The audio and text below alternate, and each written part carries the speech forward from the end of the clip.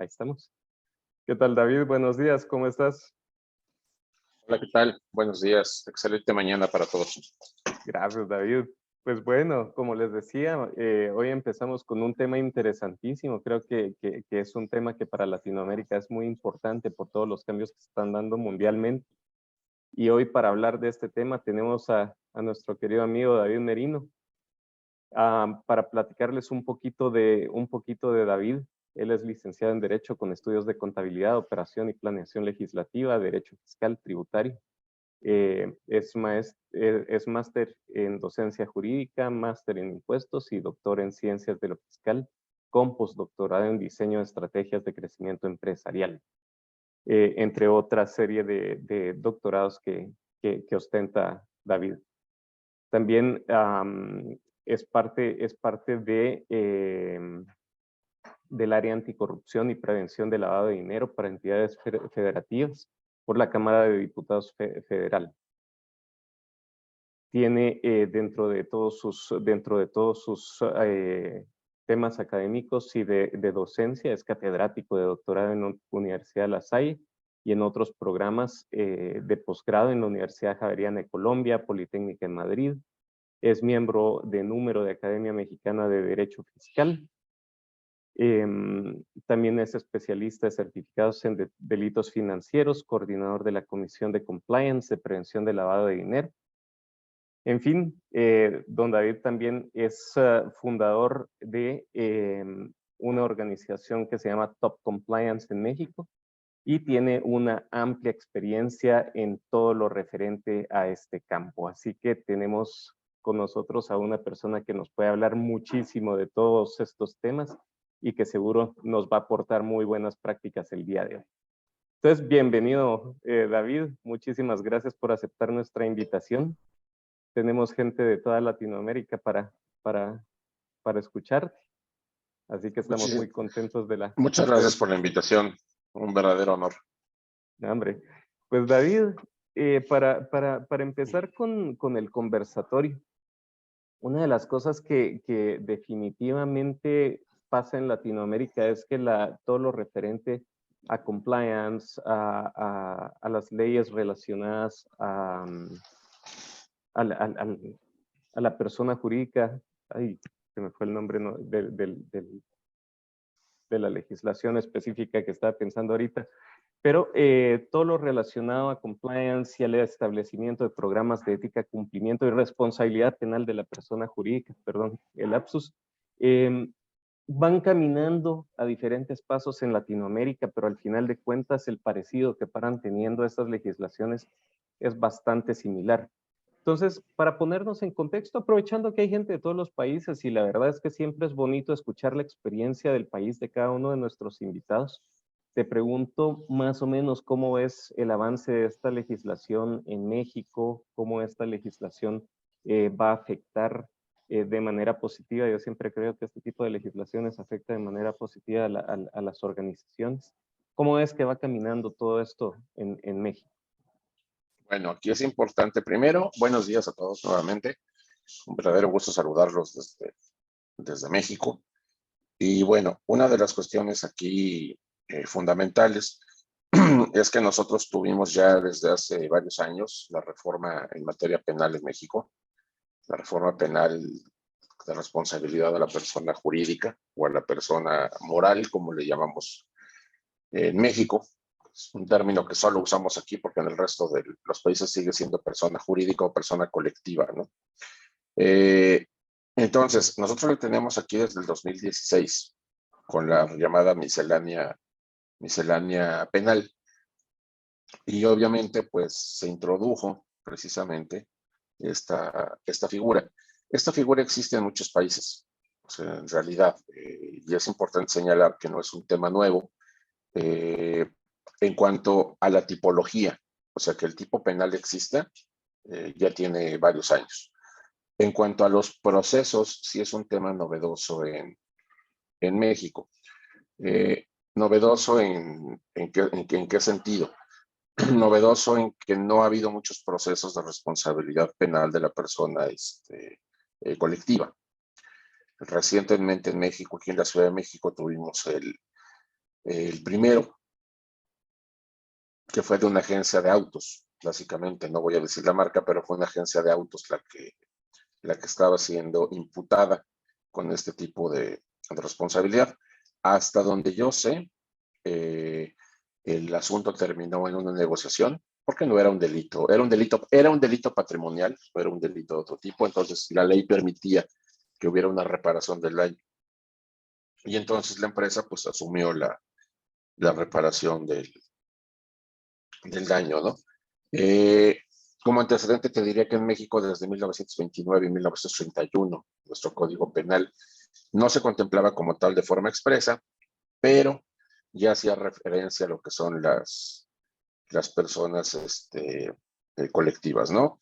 Y como te comentaba, el Código Nacional de Procedimientos Penales, que fue del 2015, contempló esto, y en el 2016, pues, si la memoria no me falla, entra en vigor, ¿no? Y bueno, muchos códigos penales ya de la Ciudad de México y varios estados de la República lo tienen.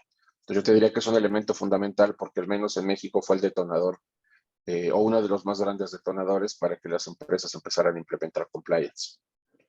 Antes no le Mira, veían ellos mucho caso y decían, ah, no sé, ahora sí ya me va a pasar algo, si ya me pueden imputar, entonces pues ya es importante que lo contemple, ¿no? Entonces, a raíz de ahí, digamos que se detonó mucho el compliance en México, y termino diciendo que además, en caso de responsabilidad de la persona colectiva, de la persona jurídica, si tú le demuestras a la autoridad que tienes un programa de cumplimiento con elementos muy claros, o sea, elementos tangibles, reales, y demuestras que ese programa entró en vigor y en uso con anterioridad al hecho delictivo o presuntamente delictivo, entonces el juez puede, no es obligatorio, pero puede considerarlo como atenuante para la imposición de la pena o la sanción. ok, no, buenísimo. Eso es algo que definitivamente es parte de los programas de compliance y mantener una buena documentación y poder presentar ese tipo de evidencia en caso haya un problema. Ojalá no, porque a la larga la idea de un programa de compliance es la prevención. Pero si se llega a suceder, pues bueno, tenerlo bien documentado es fantástico. Y dentro de todas estas previsiones, el tema de mecanismos de denuncia, ¿cómo quedó contemplado? Bueno, aquí tenemos, y aquí te preguntaría a qué tipo de denuncia te refieres. Interna a la Este, organización, ok, obviamente toda la sí, parte, obviamente toda porque la la otra parte es de la penal, denuncias. ¿no? Sí, exacto, pues Y va por default en todos esos sí, temas, sí, sí. pero Mira, en denuncia interna aquí es importante, la responsabilidad penal de la persona jurídica en nuestra legislación solo aplica si existe una denuncia ante la autoridad. Es decir, sí, o sea, tiene que haber una sentencia o una resolución de parte de una entidad gubernamental, o sea, de la autoridad, a efecto de que te puedan imponer la sanción. A nivel interno, digamos, bueno, pues existe la línea ética, existe la línea de denuncia o línea de comunicación o como cada quien le denomina. Y bueno, tú ahí envías tu comunicado, ¿no? Tu comunicación. Y obviamente pues hay un proceso. Este proceso debe estar bien estructurado, bien estandarizado, bien señalado. Y al final una resolución, pero esa resolución en realidad es una resolución de carácter interno. Digamos que es no vinculante jurídicamente, si lo quieres ver así, eh, conforme la ley. Por eso precisamente se sigue diciendo que los temas de compliance son de soft law, que es una de las características importantes y fundamentales precisamente para poder trabajar o determinar eh, eh, ya la responsabilidad penal jurídica. Ahora, si la resolución determinara, la resolución interna determinara que si hay una responsabilidad de parte de la empresa, y obviamente tú podrías solicitar una indemnización o una responsabilidad jurídica ya en un proceso, pero tienes que iniciar un proceso jurisdiccional para que la empresa o la persona jurídica pues responda, ¿no? De lo que hubiera podido suceder, daños, perjuicios, una indemnización, lo que fuera. ok. Pues David, mira, todos estos son temas que en Latinoamérica están caminando a paso fuerte, pero todavía tenemos muchos retos por delante y yo creo que uno de los puntos que me gustaría consultarte y más con toda la relación que tú tienes con tanto compliance officer, em, ¿cuál has escuchado que es de los retos más grandes? ¿Cuáles son los temas torales que tú dirías que tiene que enfrentar un compliance officer para venderle la idea de un programa de compliance al interno de la alta dirección? Yo te diría que, y no es una frase mía, es una frase de un amigo, que el compliance originalmente no debe ser para el que lo necesita, sino para el que lo quiere, que es distinto, ¿no? ¿Por qué? Porque obviamente mucha gente tiene estructuras de compliance, pero porque está obligado a tenerlas. Y muchas veces no las tiene bien. O sea, lo que te voy a comentar es cierto. Se meten a los buscadores de internet, buscan ahí manual de cumplimiento, lo descargan. Es más, no han tocado unos que ni le quitan las ligas de dónde lo descargaron, ¿no? Entonces te das cuenta de dónde lo sacaron. O sea, me ha tocado que no le quitan ni el nombre de la empresa anterior. O sea, ni siquiera lo hacen bien. Pero más allá de eso, yo te diría, yo creo que una cuestión muy sana es que el compliance officer entienda que normalmente nos ven como áreas de costo, como áreas de gasto financieramente. Es muy rara la empresa que te llega a ver como un área que genera, ¿no? Porque, y es más, en muchas entidades el área de compliance la ven como un stopper de operaciones. Entonces, ¿por qué? Porque el área de ventas le interesa cerrar contratos, cerrar pedidos, y de repente llega el momento en el cual te dicen, oye, apruébame esto. A mí me ha tocado. ¿Por qué? Porque las empresas pues tienen un procedimiento, ¿no?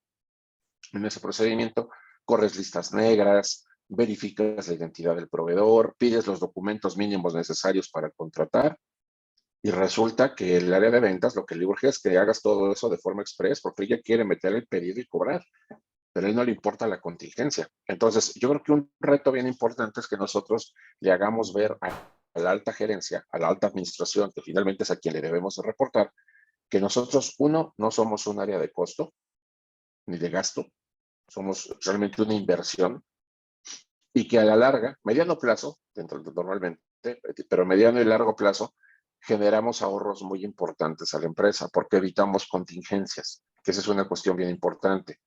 Y muy pocos compliance officers que yo conozco llevan el monto de contingencias o el monto de dinero que le han ahorrado a la empresa. O sea, que te dicen, mira, esto no lo hicimos porque pues, el área dijo que no y te ahorró tanto de multas, te ahorró tanto de juicios, te ahorró tanto de problemas, ¿no? Y la otra es que a nivel internacional, el programa, las normas de información financiera, las NIF, que antes eran los PCGA, los principios de contabilidad generalmente aceptados, la C8, que aplica en todo el mundo, te habla de los activos intangibles y te especifica que un activo intangible es algo desarrollado por ti o uso utilizado por ti que te genera un valor, que tú lo manejas, tú lo controlas y que te da una ventaja competitiva sobre tus clientes. La realidad es que el programa de compliance, bien hecho por alguien que lo sepa hacer, con un procedimiento adecuado de investigación, con una buena implementación, cumple con esos requisitos. Y al cumplir con esos requisitos, en automático se convierte en un activo intangible fiscal y financiero. Y por lo tanto tiene valor. Ya luego, si quieres, hablamos de cómo se le da el Ah, valor y cuánto ok. vale. Pero eso se impacta en estados financieros y mejora el estado de posición financiera de la empresa. Y en algunas legislaciones, no conozco todas las del continente, pero conozco algunas que son muy parecidas.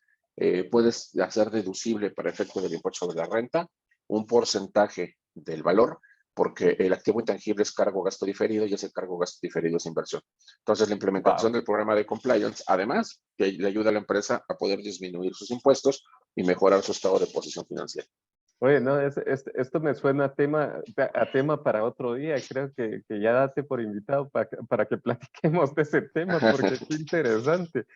Oye, mira, y del otro, y hablando del otro lado, porque de los dos lados, porque justamente en la ecuación que estábamos platicando ahorita de cómo el compliance officer debe de buscar cómo venderle a la alta dirección, a la junta directiva, um, los beneficios de los programas de compliance. Otra de las cosas que he visto es los miedos que tienen las juntas directivas muchas veces y la alta dirección de establecer los programas de compliance. Muchas veces los ven como una amenaza o como un tema que, que bueno, que no necesariamente va a ser de total beneficio para la organización. Lo, ¿Qué crees tú que está pasando ahí? ¿Qué es lo que no hemos logrado venderle bien a la alta dirección para que tengan esos miedos? ¿Y cuáles miedos son los que más identificas tú normalmente? Fíjate que hay dos temas ahí muy interesantes que comentaste. El primero, eminentemente, tiene que ver con que a las administraciones en ocasiones, a la alta dirección, no le llega a gustar la implementación de un programa de cumplimiento. Uno, porque no saben qué es. En muchas ocasiones confunden el programa de cumplimiento con el auditor interno, o con el auditor financiero, o con el auditor forense, ¿no? No es así. O sea, los oficiales de cumplimiento deben tener ciertas habilidades muy particulares que no son técnicas, habilidades de gestión. Y ese es un tema bien importante. Debemos reconocer también que es por personalidades, ¿no? Y experiencia de vida. Hay personas que, por ejemplo, ni siquiera pueden tener una charla por Zoom, como tú y yo estamos hablando, porque se ponen muy nerviosas, eh, no empiezan a estructurar las ideas, etcétera. Pero bueno, en el caso nuestro, ¿qué sucede? Podemos hacerlo porque nuestra personalidad lo permite. Entonces, yo sostengo que son herramientas de algo que yo denomino alta dirección para oficiales de cumplimiento, que además es marca registrada. Este, y que es en serio, tenemos unas charlas que son de eso y sí las registramos porque nos gusta el nombre. Pero son estas habilidades que no te enseñan a implementar un programa. Te enseñan presupuestos, porque dirigir un área de compliance requiere saber que tienes un presupuesto, saber que vas a ejecutar un presupuesto y que tienes que dar resultados con ese presupuesto. Segundo, implica relaciones humanas, implica comunicación, implica manejo de equipos, implica manejar un balance scorecard, por ejemplo, KPIs, etcétera. O sea, muchos temas que Roy, por ejemplo, en tu área, que normalmente no nos enseñan. Entonces, uno, el oficial de cumplimiento debe saber venderse así y vender el área. Y segundo, yo te diría que no les gusta porque de repente parecen muertos en el closet. El oficial de cumplimiento pues tiene que hacer un programa de cumplimiento, que al menos aquí en México tenemos el artículo 25 de la Ley General de Responsabilidades Administrativas, que con sus fracciones, 7 fracciones, nos señala los requisitos mínimos que debe tener un programa de compliance. Y un punto fundamental es que el compliance officer debe conocer la operación de la empresa. Y el tema es que muchas veces cuando estás implementando el programa de compliance, pues salen muertos del closet. De repente cosas que no sabían la empresa o que sabía, pero se había hecho como que no estaban ahí. Y eso llega a incomodar. Y también llega a incomodar a otras áreas, ¿no? Y justamente ahí es donde entra el tema de los mecanismos de reporte, la línea ética, ¿verdad? Que también cuando empiezan a ver que empiezan a entrar las denuncias, empiezan a darse cuenta que de verdad habían muertos dentro del closet. Sí, una parte fundamental, yo siempre lo digo, mira, afortunadamente, ahorita, y te voy a contar una experiencia, no te puedo decir con quién, No, no, no. pero yo ahorita estoy implementando el programa de compliance más grande del continente. Es un programa que se está estructurando para más o menos 4 millones de empresas. Es un macro programa.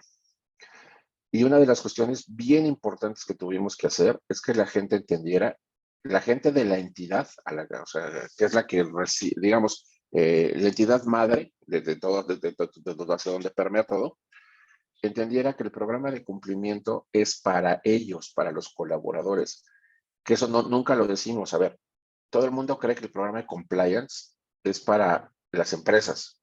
No es cierto. O al menos yo así lo he visto siempre. Los programas de compliance son para los colaboradores y los integrantes de las organizaciones. Porque una empresa es tan fuerte o tan débil como lo es su equipo de trabajo. Entonces, aquí hay un punto fundamental. Tienes que hablar persona con persona, que es parte del programa de compliance, el socializar, porque una cosa es capacitar y otra cosa es socializar el programa. Tienes que socializar el programa y explicarles que los beneficiados son ellos, que hay una línea ética o una línea de denuncia en la cual ellos pueden manifestar lo que consideren. Inclusive hay empresas que nos dicen, oye David, es más, yo no quiero que sea una línea de denuncia, yo quiero que sea una línea de comunicación. ¿Por qué? Porque si a alguien se le ocurre una idea, que ahí la ponga. Hay gente que de repente dice, oye, este proceso está espantoso. Yo vengo de tal empresa donde lo hacemos diferente.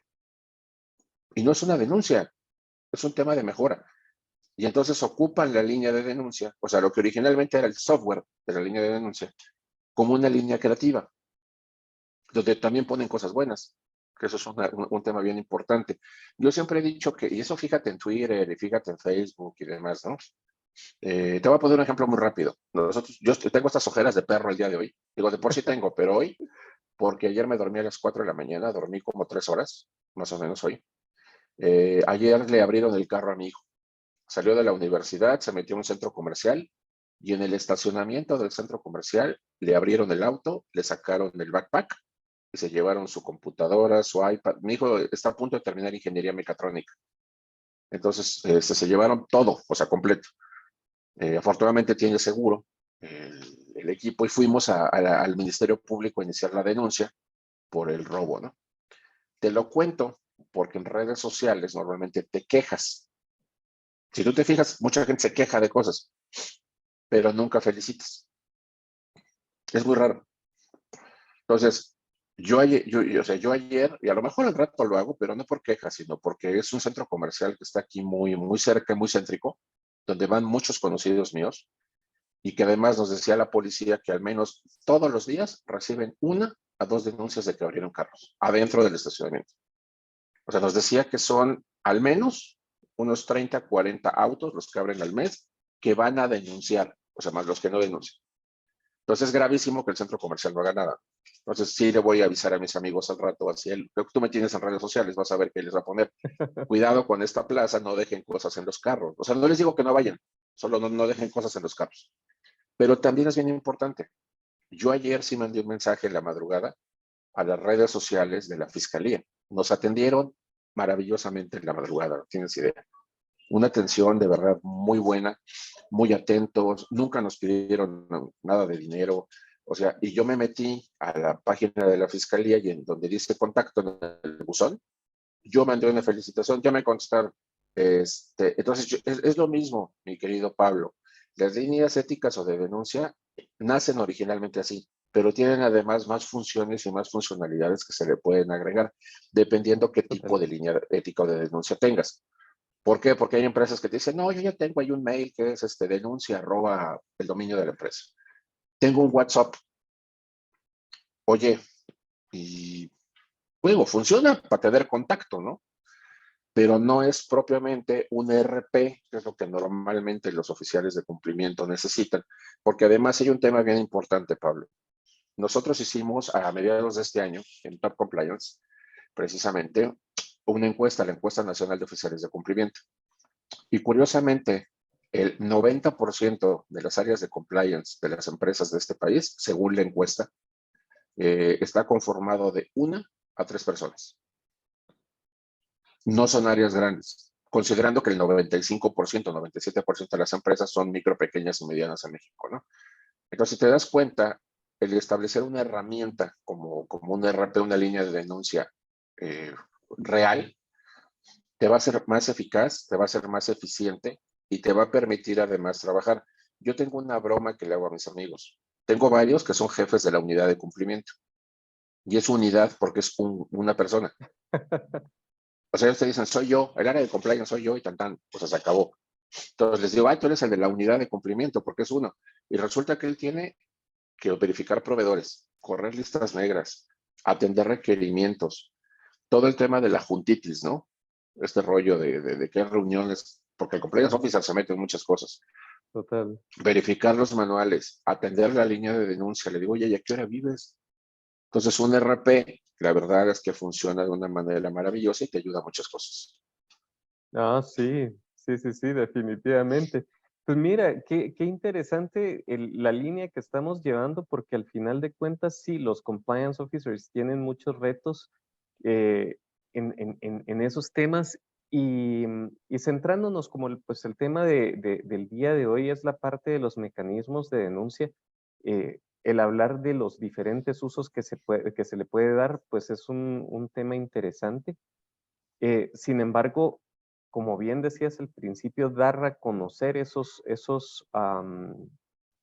posibles usos que va a tener la línea, pues es un tema que no siempre se hace bien. Entonces, ¿cuáles son esas buenas prácticas que crees tú que podrían tener los oficiales de cumplimiento para dar a conocer las líneas de denuncia o las líneas éticas? A mí me gusta usar mucho el tema de línea ética, línea de denuncia, línea ética, canal ético, porque tiene una connotación un poquito más positiva, pero siempre la costumbre nos tira a la parte de la línea de denuncia. Fíjate que a mí no me gusta el tema de líneas de denuncia desde el nombre. Y te voy a decir que yo tengo un problema con la palabra ética. Eh, Ojo, no es un tema operativo como compliance, ¿no? En materia de compliance, te explico. Cuando la gente escucha la palabra ética, lo primero que se imagina es a Sócrates hablando en el foro con los griegos. Ya sé que muchos dicen que Sócrates no existe, luego entramos a esa discusión, pero suena que les vas a dar una clase de una rama de la filosofía, ¿no? Entonces, ¿qué es lo que yo normalmente les digo? Yo les digo o trato de explicarles que a mí lo que más me gusta es la palabra integridad. Y me pasa mucho cuando tú hablas con la gente, la gente de cualquier empresa donde se está implementando un programa de cumplimiento, un programa de compliance, y tú les preguntas y les dices, oye, ¿tú qué eres? ¿Eres ético o eres íntegro? Y entonces se te quedan viendo con cara de, a ver, ¿me puedes explicar? Entonces, básicamente, digamos, si tú te acuerdas, ahora sí que de nuestras clases, que finalmente de ahí es de donde salimos, básicamente la ética es lo que idealmente debe orientar tu comportamiento. Y ahí es donde entra ese conjunto de valores y principios, etc. Pero la integridad como tal encarna esos principios éticos y los representa de forma coherente. Es decir, dice, hace y piensa lo mismo. Por eso es por lo que yo siempre les digo que es la línea de integridad. Yo les digo que yo no doy cursos de ética, yo doy cursos de integridad, que es diferente, porque es ser coherente. Y una persona ética no necesariamente es coherente. Entonces, ¿a qué es a lo que voy, mi querido amigo? Yo creo que el término sí importa, o sea, es fundamental. También para que la gente lo vea como una herramienta no de denuncia, porque va a decir, eso solo sirve por si hay algo malo. No, eso sirve por un montón de cosas. Es más, bien implementado te puede funcionar hasta para lo que es la hora creativa. Hay una empresa, y esto es muy, muy famoso en el mundo, 3M, no sé si la Ujú. ubicas. 3M Por tiene supuesto. una hora a la semana, que es una hora creativa. Todos los empleados de todas las áreas, en esa hora tú dirías, no están trabajando. Pues no es lo que normalmente hacen, pero es una hora en la que se tienen que poner a pensar cómo mejorar procesos o sacar nuevos productos. Y funciona muchísimo. Y eso lo hacen a través, imagínate, con el número de empleados que tienen, eso lo hacen a través del mismo canal de comunicación que tienen. Entonces, la implementación de la línea de ética, la línea de integridad, como le quieras llamar, la verdad es que es fundamental en una organización. Y sobre todo hay un tema, hay un mito, si tú me lo permites, que es carísimo el tenerla. No. Yo que me dedico mucho a temas tecnológicos, siempre me preguntan, o me preguntan de hace muchos años, oye, ¿el blockchain es caro? Oye, el chatbot es costoso. Oye, el tener un marketplace, yo les decía, sí, hace 10 años era de locos tener eso. O sea, porque se hacía a mano, literalmente, ¿no? La programación era carácter por carácter y el algoritmo no existía como tal, no existiendo, era open source, ¿no? El tema, entonces, pero ya no. La realidad es que hay empresas que le han apostado precisamente al tema del desarrollo y que tiene las herramientas. Y yo te voy a ser muy honesto, hace algunos años, más o menos 2 años, casi empezando la pandemia, bueno, la pandemia aquí en América, que fue por ahí del 2020, a mí se me ocurrió tratar de asociarme con un amigo para implementar una línea ética o desarrollar una línea ética de denuncia. Fuimos bien emocionados a ver a los programadores. No, hombre, cuando nos contaron todo lo que se tenía que hacer y todo lo que se tenía que programar y todo lo que se tenía que desarrollar, dijimos, ¿sabes qué? Mejor no. Mejor dediquémonos a lo que sí sabemos hacer, que es la implementación, los programas y demás. Y yo al día de hoy te puedo decir que yo soy un implementador, he implementado muchos programas de cumplimiento y solo hay un elemento que yo no te doy, la línea de denuncia. Yo llego y le digo a ellos, ¿sabes qué? Yo te implemento del A a la Z, pero me brinco a la M o me brinco a la L, que es en medio. Yo te recomiendo softwares o te recomiendo programas que ya están armados, tú decídelo. A eso te referías, perdón, a eso te referías cuando decías el ERP de cumplimiento, que justamente salió una pregunta ahí que qué es un ERP. Entonces te referías precisamente a este software de denuncias que estás mencionando en este momento. Sí, les explico un poquito si me lo permites. Básicamente ven que en materia tecnológica tenemos el software y el hardware. El software es este conjunto de programas que te permite precisamente realizar una tarea, ¿no? Ese es el software. Pero si nosotros nos vamos a tipos específicos, digamos, de software, pues uno de los temas más importantes, pues es obviamente el ERP. Así se le llega a conocer. Hay softwares de ERP de muchas cosas, enfocado sobre todo a temas de productividad. Ahora, básicamente el ERP es un software que te ayuda a enlazar una multiplicidad de actividades, pero que al mismo tiempo te permite administrar el flujo de información que hay entre ellos.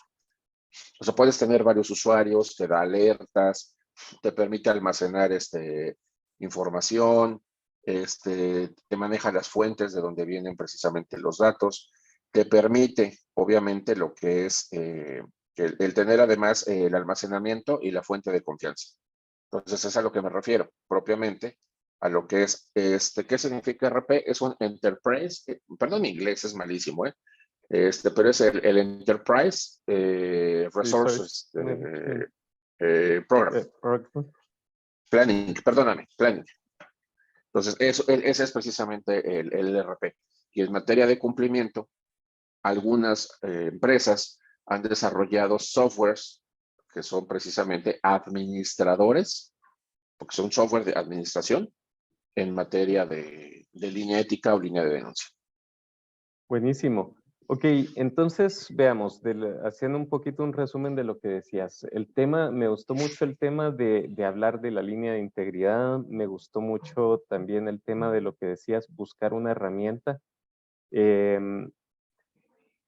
Tengo la tentación de hacer anuncio, pero no lo voy a hacer. Y el tema ahorita de valerte de esa tecnología. ¿Cuál sería otro consejo que le darías a los compliance officers para la buena implementación de esa línea de integridad? Me gustó tu término. Que sean humanos. Hay un tema también importante. La digitalización hace que seamos cada vez menos humanos y más dependientes. Casi todos tenemos una cosa de estas, un teléfono. Y yo siempre les digo que esto llegó a sustituir 50 cosas, porque llegó a sustituir la cámara, la agenda, la videograbadora, el teléfono, muchísimas cosas que tenemos aquí, la alarma telefónica, todo. Perdón, el despertador para las mañanas, etcétera. La televisión también ya lo sustituyó esta cosa. Entonces, ¿a qué es a lo que voy? Dependemos de la tecnología. Es más, yo les haré una pregunta. ¿Cuántos teléfonos se saben de memoria? Yo me sé como 3. O sea, me sé la casa de mis papás, que sigue siendo el mismo desde hace 50 años, y que me hicieron aprender de chiquitito por si me perdía. Me sé mi celular, el de mi esposa, y creo que el de la oficina.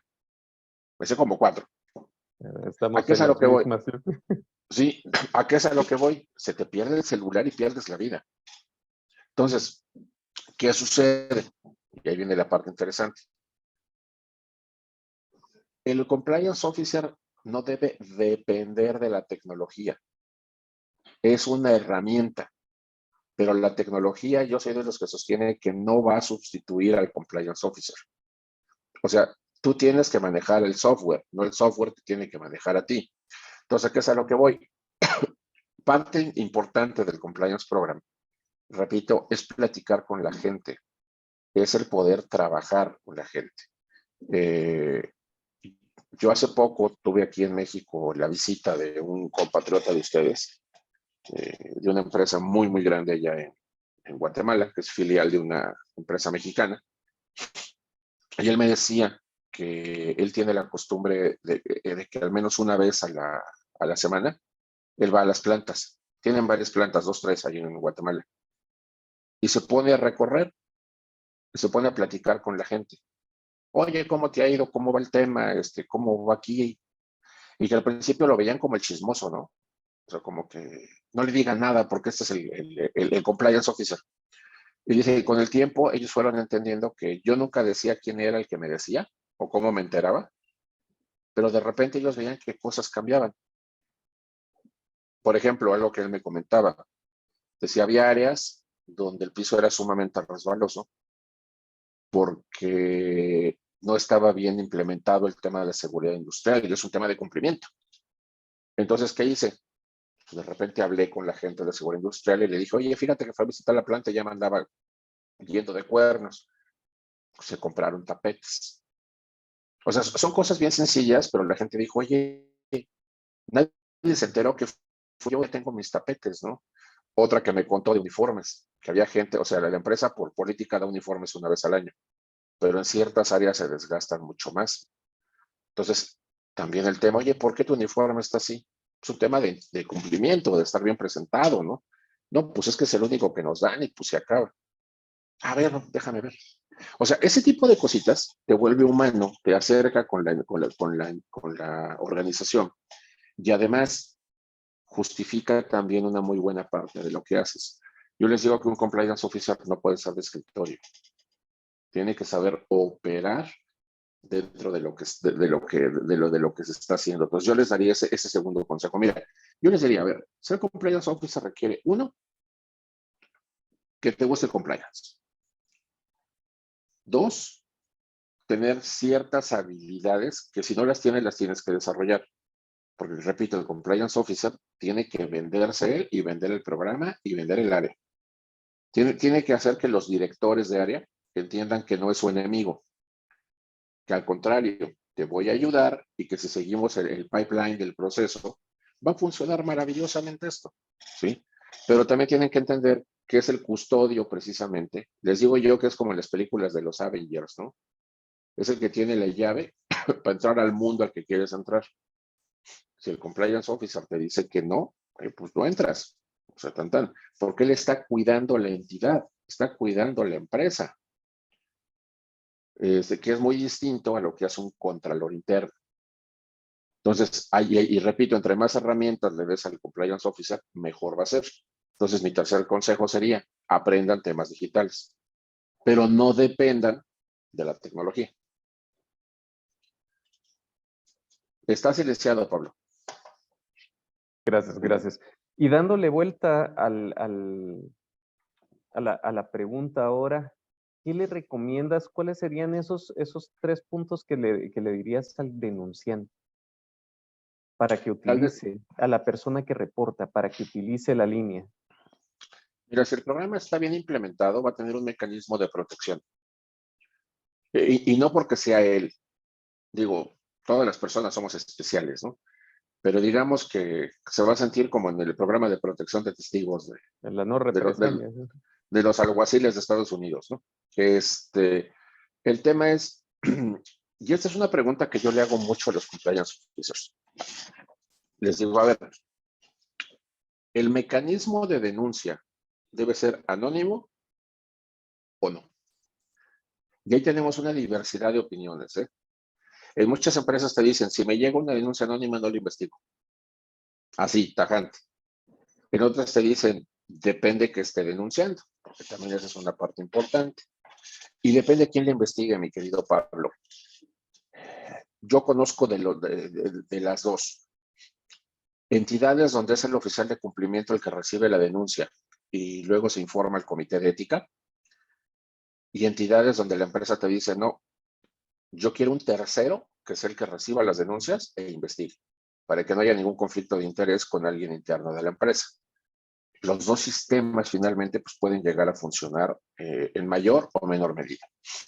Ahora bien, el mecanismo de la línea ética o de la línea de denuncia, al final tiene que contemplar la protección del denunciante. Yo siempre les decía, y esto fue real, tiene años, pero fue real, no estaba tan avanzado el tema digital. Ahí me tocó ir a una empresa donde sí tenían un buzón de estos físicos, donde tenían unas papeletas y tú lo echabas, ¿no? Y de repente lo abrían cada semana y aparecían tickets de compra, clips, basura, lo que quieras, menos una denuncia. Entonces de repente me dijeron, oye David, es que no está funcionando. Entonces fui físicamente a la empresa y dije, oye, ¿dónde está tu buzón? Le digo, tu línea ética es un buzón, está bien, cada quien su estilo. ¿Dónde está? Tú nos dijiste que en un lugar donde pues, estuviera a la vista. Pues sí, porque ¿por qué tienes un buzón si nadie lo ve, no? Lo pusieron en el comedor, Ay, exactamente en Dios. medio. Ay, no. Entonces, era obvio que nadie lo iba a usar, porque, pues, mira, mira, ahí va. ¡Ay, bolechó! Chismoso, sapo. Pues no. O sea, hasta esas cosas importan. Entonces yo les dije, a ver, ¿qué parte no entendieron de todo lo que les expliqué, no? Se cambió el buzón de lugar y ya, funcionó. Fue una maravilla. Pero acá es a lo que voy. Desde cómo se hace la denuncia, desde el método en el que se va a usar, es importante. Muchos me dicen de repente, oye David, fíjate que nadie denuncia nada por WhatsApp. Le digo, no, y no lo van a usar. Le digo, ¿sabes por qué? Porque en el WhatsApp tienes que para mandarlo necesitas dar tu número. Pues te vas a enterar quién es o puedes investigar. Se han migrado a Telegram, por ejemplo, o estas plataformas que no ocupas un número, sino un usuario, y funciona. O sea, ¿qué es a lo que voy? El mecanismo de protección debe de estar desde el diseño. Ahora, es importante, también esto es muy importante. La gente tiene que entender que al final del día tenemos que saber quién está denunciando. A mí me ha tocado de las dos. Me han tocado investigar temas de denuncia por temas serios, por cuestiones muy serias, anónimas. Pero cuando utilizan un ERP, principalmente porque puedes adjuntar documentos, te adjuntan documentos tan claros que no te queda duda que aunque no sabes quién fue, es real lo que te está diciendo. O puede haber una alta probabilidad de que sea real. Nos ha tocado que nos adjuntan facturas, invoices, que nos adjuntan transferencias bancarias, correos, o sea, impresiones de pantalla de correos. Entonces dices, oye, híjole, no sé quién fue, pero algo está pasando. O sea, estas son documentación interna de la empresa. Y este sí existe, y este señor también existe, y ese pago pues sí se hizo.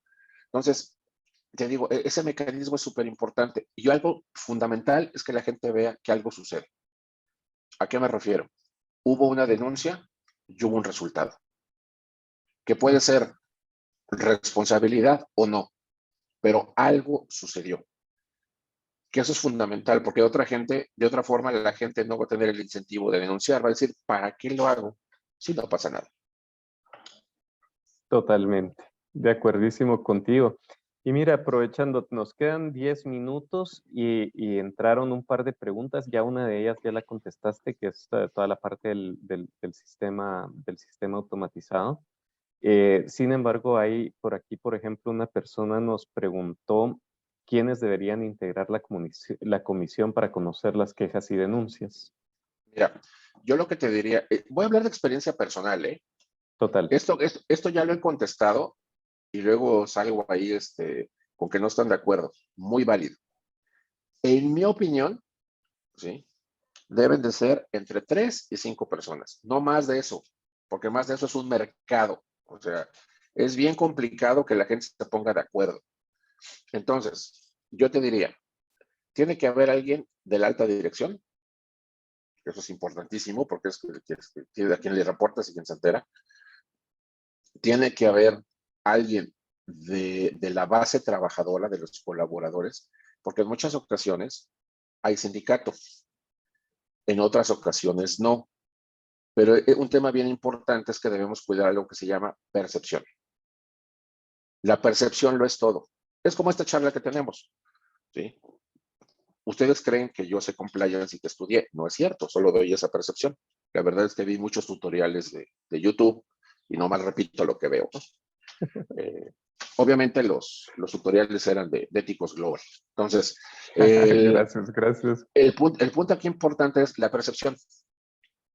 Si tú no tienes un representante de los trabajadores, se puede dar la percepción de que la alta dirección maltrata a los trabajadores o le da preferencia, protege a los jefes. No sé si has escuchado esa frase, ¿no? Total. Entonces, los colaboradores somos consumibles, somos prescindibles. Entonces, protegen a los jefes. Entonces, para evitar eso, hay uno de los trabajadores.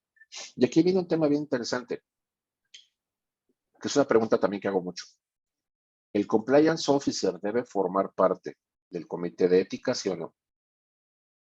Y es una cuestión bien interesante. Algunos consideran que no, otros consideran que sí. Dicen por ahí que según cómo te haya ido en la feria, es como hablas, ¿no? Pero yo te diría, entre 3 y 5. Para mí lo que siempre debe haber es, el ideal para mí en una empresa mediana grande son 5. Y te voy a explicar por qué. Alta dirección, jurídico, porque aclaro, muchos de los temas de línea de denuncia o línea de integridad terminan judicializados. Oye, David, pero no es un delito. No, no es un delito. Pero en ocasiones tienes que despedir al trabajador porque infringió el código de ética y la política de tal cosa, de las que conforman la política interna. El tema es que en todas las leyes laborales del mundo, generalmente, bueno, no en todas, pero a ver, generalmente en casi todas, el trabajador es el que tiene digamos, el beneficio de la probanza. El patrón es el que tiene que demostrar la causal del despido. Entonces, un buen proceso con una buena línea ética te permite tener los elementos para decirle, tribunal laboral, sí lo despedí, pero aquí está el expediente de todo lo que se hizo. Y el señor tuvo su derecho a defensa, aportó pruebas, se le entrevistó, hubo un jurado, digamos, que es el comité. Entonces, por eso te digo que para mí es alta dirección, tiene que estar jurídico, tiene que estar capital humano, recursos humanos, o como le llamen al área respectiva, un representante de los trabajadores y el oficial de cumplimiento. Ahora, la sanción. Para mí la sanción debe de estar claramente especificada dentro de las políticas. El catálogo, cuando menos. Y el oficial de cumplimiento puede recomendarla, pero no la puede imponer. En mi opinión, quien la impone es la alta dirección. Ok, ok. Bueno, es un punto de vista muy interesante. El tema de los trabajadores me pareció muy bonito. Bueno, y la última pregunta que tenemos aquí, y si alguien más quiere poner alguna pregunta más en el área de preguntas y respuestas o en el chat que tienen abajo en su panel, este es un buen momento. Actualmente en México se plantea alguna regulación sobre la cadena de suministros. Eh, o en materia de sostenibilidad, yo te diría más allá de materia de sostenibilidad solamente, te agregaría también si hay algún tema ya que esté empujando a las empresas a que su cadena de suministros empiece a adquirir también estos programas de ética. Yo creo que la pregunta planteada también de ese lado podría ser muy interesante. Mira, en México se está empezando a trabajar, y perdón que lo diga así, a poner de moda, que yo espero que se quede, lo que es el ESG, medio ambiente, sostenibilidad y gobernanza, que además para efectos financieros tiene impacto importante. Entonces, los programas de cumplimiento no se pueden quedar solamente en la parte tradicional. Tenemos que evolucionar como evoluciona precisamente la empresa. Y por lo tanto, pues tenemos que estudiar estos temas de ESG, ¿no? Es decir, hasta dónde nuestros procesos y procedimientos tienen huella de carbono, por ejemplo. Yo precisamente ayer yo estaba en una charla en el Congreso aquí en México y explicaban eso con respecto a las finanzas digitales, este tema de inclusión financiera y que ahora todo lo hacemos a través del móvil en las aplicaciones bancarias, ¿no? Ya no tenemos que ir a la sucursal. Y se decía eso, o sea, uno de los principales beneficios que no se ve es la huella de carbono. ¿Cuánta gente deja ya de trasladarse al banco para hacer algún trámite que hace directamente en su computadora hoy? Ese es un beneficio que no se ve, pero que cuenta mucho y tiene que ver precisamente con los programas de cumplimiento. La parte de gobernanza, de buen gobierno dentro de las entidades también es fundamental. ¿Cuántas personas, y tú lo dijiste, o sea, cuántas personas que están en la alta dirección de una empresa no les gustan los programas de compliance, ¿no?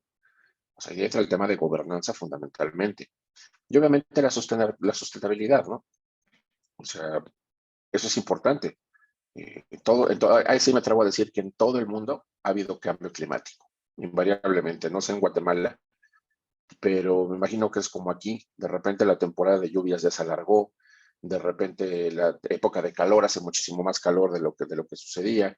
En muchos lugares tenemos ya escasez de agua. Centroamérica creo que no está sufriendo tanto de eso porque tienen muchísimo río, muchísima selva, pero si te fijas, la parte norte de México y la parte sur, centro de Estados Unidos, está sufriendo brutalmente. Ve la ola de calor en España, por ejemplo. Entonces, ¿a qué es a lo que voy? Bien. Tenemos que hacer algo en materia de sostenibilidad. Entonces, y ahí es donde el programa de compliance puede funcionar mucho. Simplemente el tema de teletrabajo, el que tú estés trabajando en tu casa. Yo estoy aquí en mi oficina, que además me encanta, porque tengo un jardincito aquí atrás y hay ardillas. Digo, de repente ver una ardilla en la ciudad es raro, ¿no? Aquí tenemos dos. Entonces, pero la verdad es que el trabajar desde casa, los que pueden, es fundamental. Yo no puedo, porque, bueno, tú lo sabes, yo además de ver compliance, veo prevención del lavado de dinero. Y es información altamente sensible la que manejamos de clientes y de investigaciones, como para que ande trasladándola de un lugar a otro, o esté en mi casa, ¿no? O sea, en un servidor de quién sabe quién, con una red de quién sabe dónde. Entonces yo tengo que venir, pero si se puede, quédate en tu casa. Y son temas de sostenibilidad que también las empresas tienen que ir trabajando. Entonces, yo creo que esto va a dar muchísimo de qué hablar en materia de precisamente de ESG. Ok, hay una última, nos quedan 3 minutos, así que te pido Sí, claro. que nos podamos ir ahí. Ujú. Dice, ¿qué argumentos debemos dar? Y esta pregunta me fascina porque las pymes son las MIPYMES son las que más sufren por por carecer de estos temas. Entonces dice, ¿qué argumentos debemos dar a una MIPYME para que considere un programa de cumplimiento en su negocio? Bueno, el programa de cumplimiento no tiene que ver con si eres chico o grande, o muy grande. Por ahí, hace un par de años se decía que yo era anti-ISOs, y fue por un comentario que hice alguna vez, y luego lo aclaré y les dije, a ver, yo no estoy en contra de las normas ISO. Lo que yo dije es que es muy difícil que el 90% de las empresas de México puedan implementar una ISO, porque requiere presupuesto, no son económicas, al menos aquí, requieren lo que yo le llamo mucha juntitis y mucha manualitis, que está bien, no es mala. El punto es, esas las implementan quien tiene la capacidad administrativa y económica. ¿Dónde quedan todas las demás? Entonces, ahí es finalmente donde tenemos que entrar nosotros. A ver, implementar un programa de cumplimiento no es difícil. Lo difícil es saber cómo hacerlo y dónde buscarlo. Y aquí lo que yo te podría decir es, la Organización de las Naciones Unidas, a través del PNUD, del Programa de Naciones Unidas para el Desarrollo, ONU-DC, que es ONU Droga y Crimen aquí en México, USAID, que es el gobierno de Estados Unidos, y Función Pública, que es nuestra Secretaría de Anticorrupción, digamos, y de Vigilancia Gubernamental, hicieron un manual, que es el famoso manual de la ONU, que así se le conoce, en materia de integridad y ética corporativa. Y se formó un grupo que se llama GT, Grupo de Trabajo Empresarial, al cual yo pertenezco. Y elaboramos 6 cuadernillos que son de implementación gratuita, para que cualquier MIPYME pueda precisamente implementar un programa de cumplimiento básico, sencillo, pero que exista. Ahora, un tema fundamental es la línea ética o la línea de denuncia, ¿sí? Si es una MIPYME que te dice, oye, somos una empresa familiar y somos 6 personas y somos los papás, los hijos y las nueras, pues la verdad es que como que así que tú digas, ay, ¿cómo ocupas una línea ética así? No. Pero llegas a un nivel en el cual ya empiezas a profesionalizar, tienes áreas, tienes colaboradores, tienes que empezar a meter un administrador, tienes a lo mejor que implementar un consejero independiente. Entonces, la realidad es que ahí sí podría empezar a valer la pena el implementar una solución que, repito, imagínate que son poquitos, tienes uno que se dedica al cumplimiento y ese uno va a chutarse todo el día haciendo investigaciones, pues va a estar de locos. Mejor contrato un software que además es deducible de impuestos, que es una cuestión maravillosa, y que te va a ayudar a ser muchísimo más efectivo. Entonces, eso es lo que yo te puedo decir. Genial. Bueno, David, pues mira, una de nuestras características es empezar puntuales y terminar puntuales, así que quedaron unas preguntas, vamos a revisarlas. Como tenemos el nombre de las personas que las hicieron, se las podemos hacer llegar por correo electrónico. Yo te las envío para que me ayudes ahí con las respuestas y se las vamos a enviar a todos los asistentes.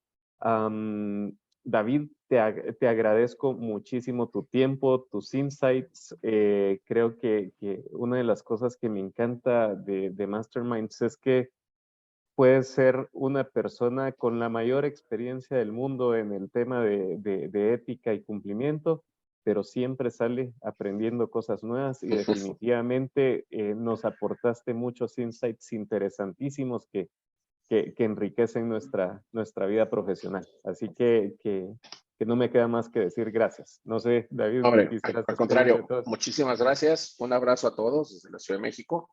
Y bueno, pues esperamos vernos en otra charla. Abrazos. Gracias, David. Les dejamos aquí una evaluación para que por favor puedan llenar su opinión y hacernos sus recomendaciones. Y por favor recuérdense seguirnos en nuestras redes. David, gracias por todo. A todos nuestros asistentes les agradecemos su tiempo e interés y esperamos verlos en el próximo Masterminds de hoy en 15. Que pasen todos muy feliz día. Hasta luego, muy buen día. Chao. Gracias, David. Chao, chao.